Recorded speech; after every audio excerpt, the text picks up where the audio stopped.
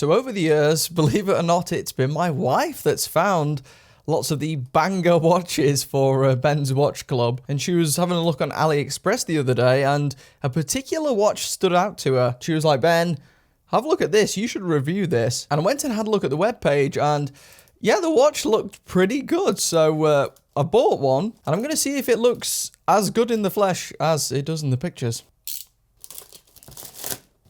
Oh, and I'll link to this watch in the video description as well, assuming that it's still available. I think I paid £96 for this.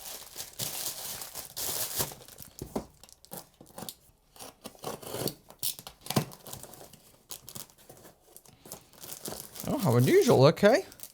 So it comes in a sleeve whose texture looks a little like a waterproof jacket. We've also got some other stuff. So Merkur Watch Group. Yep, surprise, surprise. This watch is a Merkur watch. And I have reviewed one of their watches before, and it was pretty good. Oh, it's like a tutorial for every single make and model of their watches, it seems. So I guess you'll have your coverage there. Team Merkur and spring bar tool. Yeah, let's take a look at this. There should only be one watch in here. Very 90s packaging. How unusual. But it seems quite effective. And I guess you could reuse that as a travel pouch. So it might be a bit of an eyesore, but it's a functional eyesore nonetheless. And here we have the watch in question. Although it's wrapped up currently. There we go. And it's this quite distinctive sector dial watch. And this one looked really cool online in this lime green kind of colour. And it looks fairly decent in person actually as well. It felt from the crown there, this must be some sort of mechanical watch.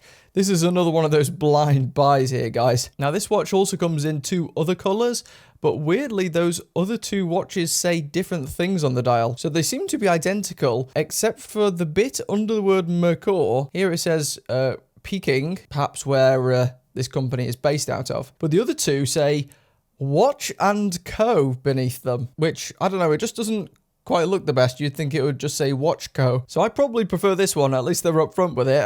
And yeah, this actually looks quite glorious. And it is, partly due to that movement, quite thin as well. It's got a very big bubbled crystal. What are the specs on this? So this is AliExpress we're talking here. So you do have to take these with a pinch of salt. But it says it's a stainless steel case, which it surely is from the feel of this. It's got a 5-bar advertised water resistance rating, and it does have a screw back. What movement is inside this? It says here on AliExpress, Merkur self-developed manual hand movement, which surely can't be the case. I know Merkur do make watches for some other companies too, but they say they're making their own movements? What a mystery. Let's wind it up and see if it's really loud or anything. See, I would have thought if it was one of these Chinese home brands that they would just be using like a seagull movement or something. That's what's in a lot of the other movements. And I've just put this up to my ear.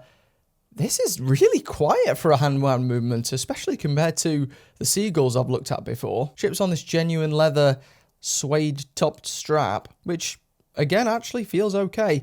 You can get this with a bracelet, and in hindsight, maybe I should have done that because maybe it would have come with the strap and the bracelet, but that did cost 30 quid more. And we both thought it looked better on the strap anyway online, so we went with the strap instead.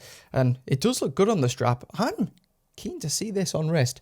Let's just measure it up first. I've got it about 38.5 across. Got a very flat side profile. This might be longer than expected.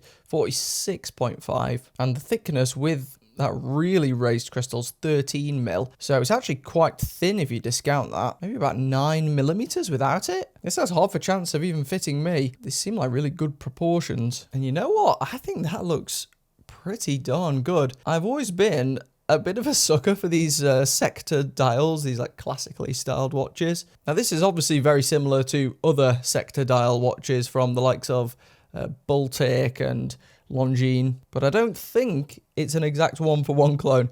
Maybe I'm wrong and you can correct me in the comments, but I think that looks banging. Really do. I think that's a strap monster in the making. The strap itself feels okay. There is an itchy bit though somewhere here. Apart from that, it's great, but yeah, I think one of the threads on the inside is just a little bit itchy there. But for 96 quid, that looks so good for 96 quid. Wow. I suppose the only bit that kind of throws things off a bit is the fact that it's got the 12 there numbered, and then that's it. It's the only numbered one on the whole dial. Maybe if that was completely empty, this watch would look even better. What's in the back of this watch, though? You know what? Let's get the back off it right now and take a look. Bringing in the big guns.